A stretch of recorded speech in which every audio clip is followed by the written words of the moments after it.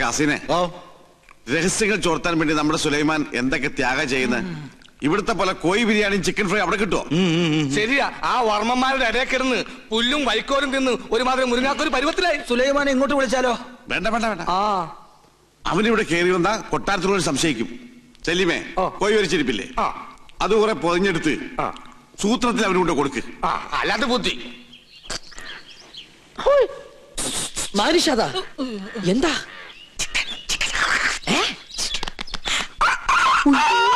വേണ്ട വേണ്ട വേണ്ട, കൊണ്ടുപോ കൊണ്ടുപോ. എന്ത് കയ്യിലെന്തിനാ ഇത് തന്നെ?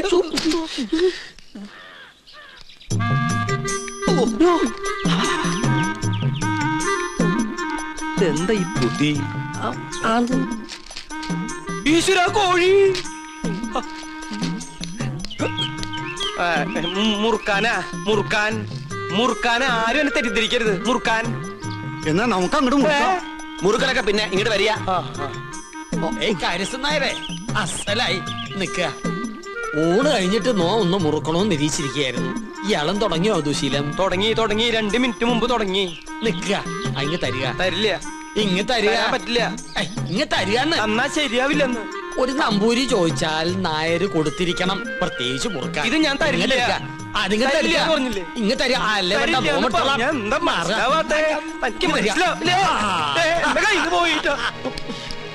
ചേട്ടാ, ചേട്ടൻ എന്തിനാ പൊതി എടുക്കാൻ പോയത്?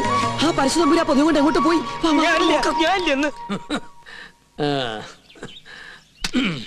ചവയ്ക്കാൻ കൂടണോ? പിന്നെന്താ കൂടാലോ. ഒരു രസാണ് ഊണ് കഴിഞ്ഞിട്ട് ഒന്ന് ചവയ്ക്കണത്. എന്താ ഇത്? ശിവ ശിവ, എന്തായി കാണണേ? പരശുനമ്പൂരി മാംസം ഭക്ഷിക്ക? നമ്മുടെ കോഴിയല്ല, അയ്യോ പുണ്യാർമ്മം നടക്കുന്ന കൊട്ടാരത്തിനകത്ത് വെച്ചൊരു പൂജാരി കോഴിയെ ഭക്ഷിക്കാന്ന് വെച്ചാൽ അസംബന്ധം പറയണോ? ഒന്നും പറയണ്ട. കുറ്റം ചെയ്തിട്ട് അന്യന്റെ തലയിൽ കെട്ടിവെക്കുന്നോ? മാർത്താണ്ട, ഇയാളെ പിടിച്ച് പുറത്താക്ക്. തമ്പുരാനെ തമ്പുരാനെ പട്ടീനെ വിളിക്കാൻ ശ്രമിക്കാ. മാർത്താണ്ട, ഇനി ഇയാൾ അകത്ത് കയറിയത് മുട്ടുകാരെ തല്ലി ഒടിച്ചേക്ക്. ത്തോടാണ് കൊണ്ടുപോവാ. ഉണ്ണികൃഷ്ണ, പുണ്യാഹം തെളിച്ച് ശുദ്ധാക്കുക. ആയിക്കോട്ടെ. ചിക്കൻ ഫ്രൈ എങ്ങനെ ഇവിടെ വന്നെന്ന് എനിക്ക് മനസ്സിലായി. ഏത് ഫ്രൈ? വെറുതെ ആ പാവത്തിന് തല്ലു വിളിച്ചില്ലേ? ഇതൊന്നും ഈശ്വരൻ പൊറുക്കില്ല കേട്ടോ. പാവോ അയാളാ. ഈ കൊട്ടാരം എങ്ങനെ കുളം തോണ്ടാന്ന് ഗവേഷണം നടത്തിക്കൊണ്ടിരിക്കുകയാണ്. അതുകൊണ്ട് ഇക്കാര്യത്തിലെ ഒരു ഈശ്വര കോപവും എനിക്കുണ്ടാവില്ല. ആ, ഞാനിന്ന് പോവാ. എങ്ങോട്ട്? ഓഹോ, അപ്പൊ പൂജാരി ക്ലാസ് ഒക്കെ മറന്നോ? ഇന്നത്തോടെ അവധി തീരല്ലേ? ആണോ? കയ്യില് വാച്ചില്ലാത്തോണ്ട് ഞാനത് അറിഞ്ഞില്ല. തമാശ പറഞ്ഞ് നിന്നാ മതി. അത് ഞാൻ ഈ ടെൻഡർ എടുത്ത പൂജ ചെയ്തോണ്ട് എനിക്കിങ്ങനെ ഇട്ടിട്ട് വരാൻ പറ്റുമോ? ഒരു സിൻസിയർ വർക്ക് ആയതുകൊണ്ട് ശുക്ലാമൃതം സ്വാഹം. അവര് ഞാൻ പറഞ്ഞത് കേട്ട് കാണോ? കേട്ട് കാണാൻ വഴിയില്ല. അപ്പൊ സാറ്റർഡേ കാണാം. കേട്ടിട്ടില്ലെങ്കിൽ കാണാം. അമ്മേ വിജയ് ബാബു.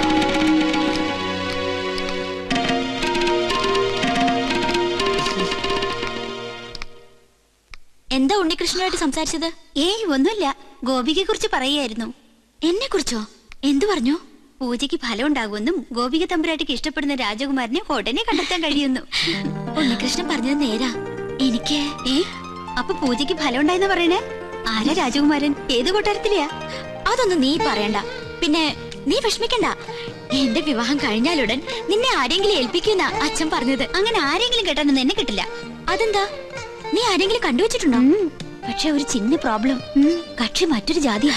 എന്താ ലക്ഷ്മി നീ പറയണേ? ഹരിതാത്തൊന്നും ചിന്തിക്കാനേ പാടില്ല കേട്ടോ. അവസാനം മാളവിക തമ്പുരാട്ടിയുടെ അനുഭവം ആയിരിക്കും ഉണ്ടാവുക. അവർക്കെന്താ സംഭവിച്ചേ? സുഖമായിട്ട് ജീവിക്കുന്നവര്. പിന്നെ തമ്പ്രാക്കന്മാരുടെ വൈരാഗ്യം അതൊന്നും കാര്യാക്കല്ലെന്നേ. ഞാൻ കണ്ടുവച്ചിട്ടുള്ള ആള് ശുദ്ധ ബ്രാഹ്മണ. അല്ലാതെ നിന്നെ പോലെ പരദേശം നോക്കി പോയില്ല ഞാൻ. ആദ്യം മുത്തശ്ശനോട് വിവരം പറയും. എല്ലാവർക്കും സമ്മതമാണെങ്കിൽ പ്രൊസീഡ് ചെയ്യും.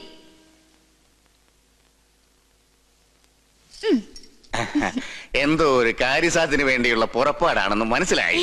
അങ്ങനൊന്നുമില്ല മോളെ. പൊടിക്കുഞ്ഞായ നിന്നെ ആദ്യമായി ഏറ്റുവാങ്ങിയത് ഈ കൈകളിലാ. നീ ചിരിച്ചാലും കരഞ്ഞാലും മുഖം വീർപ്പിച്ചിരുന്നാലും അതെന്തിനൊക്കെയാണെന്ന് എനിക്കറിയാം. അമ്മ ഇല്ലാത്ത കുട്ടിയല്ലേ ഞാൻ. എന്ത് കാര്യം ഉണ്ടെങ്കിലും ഞാൻ മുത്തശ്ശനോടല്ലേ പറയാറ്.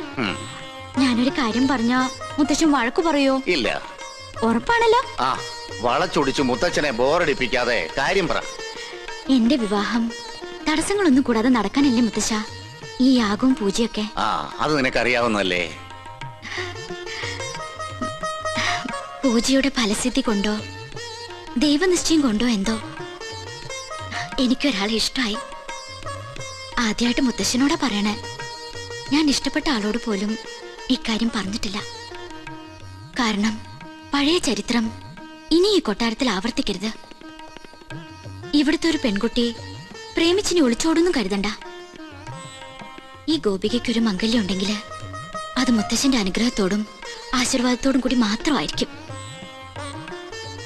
ആളെ ഇതുവരെ മോള് പറഞ്ഞില്ല. ഉണ്ണികൃഷ്ണൻ നമ്പൂതിരി. പഴയ ചരിത്രം ആവർത്തിക്കാനുള്ള ഉദ്ദേശമെങ്കിൽ ഒന്നുകളെ ഞാൻ അവളെ. എന്റെ കുട്ടി അവനെ പ്രേമിച്ച് ഒളിച്ചോടിയൊന്നുമില്ലല്ലോ. തന്റെ മനസ്സ് രക്ഷിതാക്കളെ അറിയിച്ചെന്നല്ലേ ഉള്ളൂ. അതൊരു വലിയ കാര്യം തന്നെ. അവളുടെ താല്പര്യത്തിൽ അസ്വാഭാവികമായിട്ടൊന്നുമില്ല. തെരഞ്ഞെടുപ്പിൽ പാളിച്ചയുമില്ല. എന്തായാലും ക്ഷത്രിയർക്ക് മുന്നിലാ ബ്രാഹ്മണരുടെ സ്ഥാനം. ഉണ്ണികൃഷ്ണന്റെ അച്ഛൻ ബ്രഹ്മദത്തിന് ഈ കൊട്ടാരവുമായി പൂർവ്വബന്ധങ്ങളുണ്ട്. പിന്നെ പണത്തിന്റെ കുറവ് അത് തറവാടിത്തം കൊണ്ട് മറികടക്കും. അല്ല, രണ്ടുപേരും ഒന്നും പറഞ്ഞില്ല.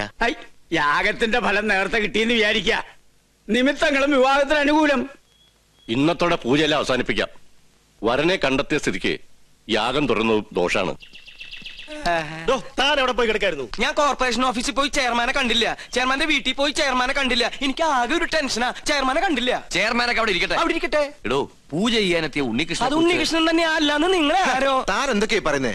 എടോ, ഉണ്ണികൃഷ്ണനെ കുറിച്ച് തന്റെ അഭിപ്രായം എന്താണെന്ന് ചോദിച്ചേ. മാർത്താണ്ട ഡീസൽ അടിച്ചില്ലേ? ഡീസൽ അടിച്ചു. ചോദിച്ചത് കേട്ടില്ലേ? ഡീസൽ അടിച്ചു. എടോ, ഉണ്ണികൃഷ്ണനെ കുറിച്ച് തന്റെ അഭിപ്രായം എന്താണെന്ന് ചോദിച്ചേ. നല്ല അഭിപ്രായം അല്ലേ? നമ്മുടെ ഗോപികയ്ക്ക് വേണ്ടി ഉണ്ണികൃഷ്ണനെ കല്യാണം ആലോചിക്കുന്നതിനെ കുറിച്ച് എന്ത് പറയുന്നു? ഗോപിയയ്ക്ക് കല്യാണം ആലോചിക്കുന്നതിനെ കുറിച്ച് തന്റെ അഭിപ്രായം എന്താണെന്നാ ചോദിച്ചത്. എനിക്കങ്ങനെ പ്രത്യേകിച്ച് ഒരു അഭിപ്രായം തോന്നുന്നില്ല. എന്നാ ഞങ്ങൾക്കുണ്ട്. അവൻ സമ്മതിക്കോ? ആദ്യം കുട്ടികളോടാ ചോദിക്കുക, അവന്റെ വീട്ടുകാരുമായിട്ട് ആലോചിക്കുക, എന്നിട്ട് അറിയിക്കാം. അത് മതിയോ? ഇയാൾക്ക് എന്താ പറ്റിയേ? കാറിലോട്ട് കയറി മണിമല മാലിക്കത്തേക്ക് പോവാം. മണിമല മാണിക്കത്തേക്കോ? അത് ഉണ്ണികൃഷ്ണന്റെ വീടല്ലേ? ഞാനില്ല. എനിക്ക് അമ്പലത്തിൽ പോകണം. 4 മണിക്ക് വഴിപാടുണ്ട്. ഈ വേഷത്തിലോ? എന്താ ഈ വേഷത്തിൽ പോകൂടെ? താൻ എങ്ങോട്ടും പോണ്ട, കാറിലോട്ട് കയറി. തനിക്കല്ലേ വഴി നിശ്ചയുള്ളൂ. ഞാൻ വന്ന വഴി പോയ വഴിയൊക്കെ മറന്നു. മറക്കേ, 2-3 വട്ടം താൻ അവിടെ പോയതല്ലേ? എനിക്ക് എന്താണെന്നറിയില്ല. പെട്ടെന്ന് ഒരു മറവി. സ്വപ്നാംബുലിസം. അത് ശരി. അപ്പൊ ബാധ ശരിക്കും ഒഴിഞ്ഞിട്ടില്ല. മാർത്താണ്ട, ആ തിരുമംഗലത്തെ വിളിക്ക്. 2 ചൂരൽ കഷായം കൊടുക്കുക. എനിക്ക് ഓർമ്മ ഒന്നും ആരെയും വിളിക്കണ്ട. എനിക്ക് വഴി നല്ല ഓർമ്മയുണ്ട്. ഒന്ന് പിടിച്ചേ. എനിക്കൊന്നു ഞാൻ ഒന്നിന് പോട്ടെ. 1ഉം 2ഉം ഒക്കെ പിന്നീട് ആകാമടോ.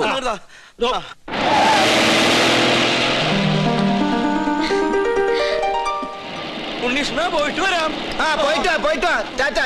ഇയാളെന്താ കഥകളി കാണിച്ചോണ്ട് പോകുന്നു? നീയാക്ക് ശരിക്കും ബാധ കൂടിയോ?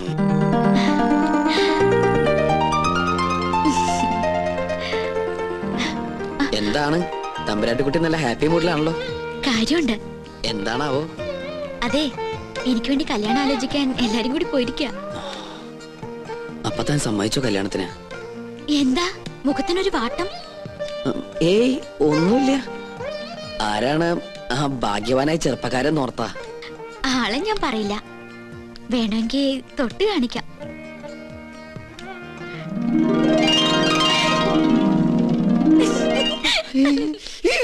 അയ്യോ, അപ്പൊ അവരാ ഉണ്ണികൃഷ്ണന്റെ വീട്ടിലേക്കല്ലേ പോയത്?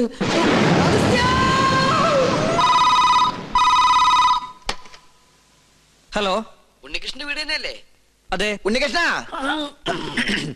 ഉണ്ണികൃഷ്ണ, ചെയർമാൻ ദാമോദരൻ നമ്പൂതിരി പറഞ്ഞിട്ട് വിളിക്കുക. ഉണ്ണികൃഷ്ണൻ വീട്ടിലുള്ള കാര്യം ആന്റണിയുടെ ആൾക്കാർ അറിഞ്ഞു. പോലീസ് അന്വേഷിച്ചു വരാൻ സാധ്യതയുണ്ട്. തൽക്കാലം നീ അവിടുന്ന് പൊങ്ങുന്നതാണ് നല്ലത്. അതുപോലെ സംഗതി ഏറ്റുന്നാ തോന്നണത്. എങ്കിൽ തമ്പരാക്കം വരെ എത്തും മുമ്പ് നമുക്ക് അവിടെ എത്തണം. വാ. എങ്ങട്ടാ നേതൃത്വത്തില്? അത്യാവശ്യമായിട്ട് ഒരിടം വരെ പോണം. പിന്നെ എന്നെ അന്വേഷിച്ച് ആര് വന്നാലും ഒന്നും പറയണ്ട. എന്താ മോനെ, എന്തിപ്പുണ്ടായേ? പേടിക്കാനൊന്നുമില്ല. ഞാൻ ഇവിടെ വന്ന കാര്യം ആന്റണിയുടെ ആളുകൾ അറിഞ്ഞു. വണ്ടി നിർത്താൻ പറഞ്ഞില്ലേ? എന്താണോ? ഞാൻ ഒന്ന് ഇറങ്ങട്ടെ. എനിക്ക് മൂത്രമൊഴിക്കാൻ മുട്ടുന്നു. യാത്ര തുടങ്ങിയിട്ട് 3-4 പ്രാവശ്യം ആയല്ലോ തന്റെ ഈ മൂത്രമൊഴിപ്പ്. അസുഖ. തൽക്കാലം നമുക്ക് ഈ യാത്രയൊന്ന് മാറ്റി വെച്ചാലോ? വേണ്ട, താൻ പോയി ഒഴിച്ചിട്ട് വാ. എന്നാ ജീപ്പ് ഒന്ന് മാറ്റിയിടൂ. എന്തിനാ? മൂത്രമൊഴിക്കാൻ. ജീപ്പിനകത്തോടെ മൂത്രമൊഴിക്കുന്നത്? എന്താണോ? ബാഗ് എടുക്കാനാ. ബാഗിനകത്തോടെ മൂത്രമൊഴിക്കുന്നത്? പോയി ഒഴിച്ചിട്ട് വേണോ? ഇയാളെ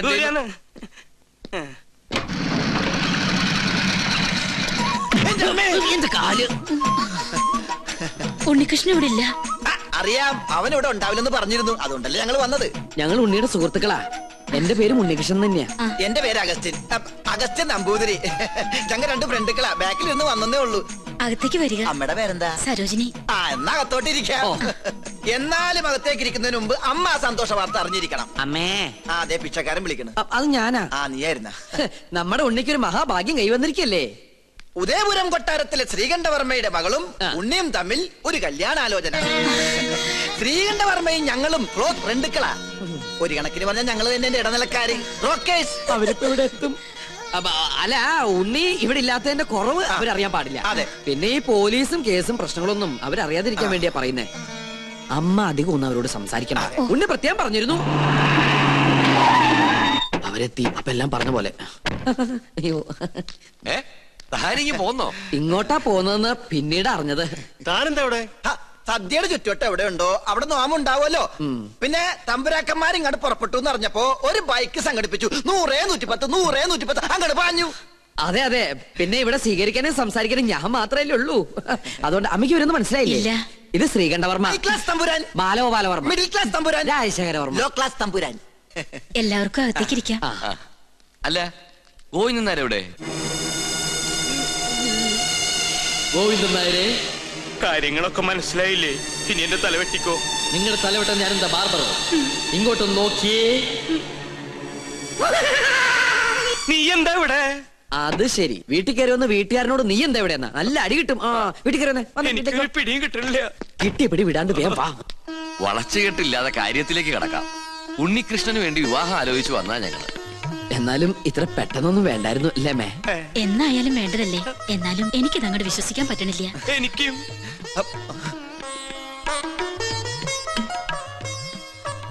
ഇതേതാ ഈ കുട്ടി? ചോദിച്ചത് കേട്ടില്ല മേ.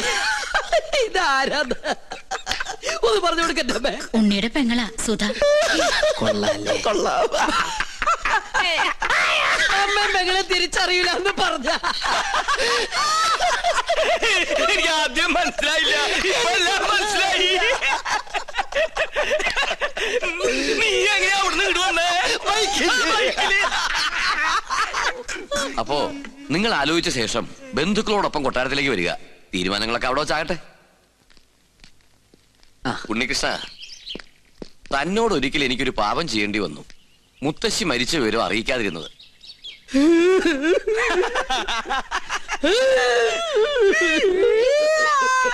അവസാനായിട്ടൊന്ന് കാണാൻ പോലും കഴിഞ്ഞില്ല.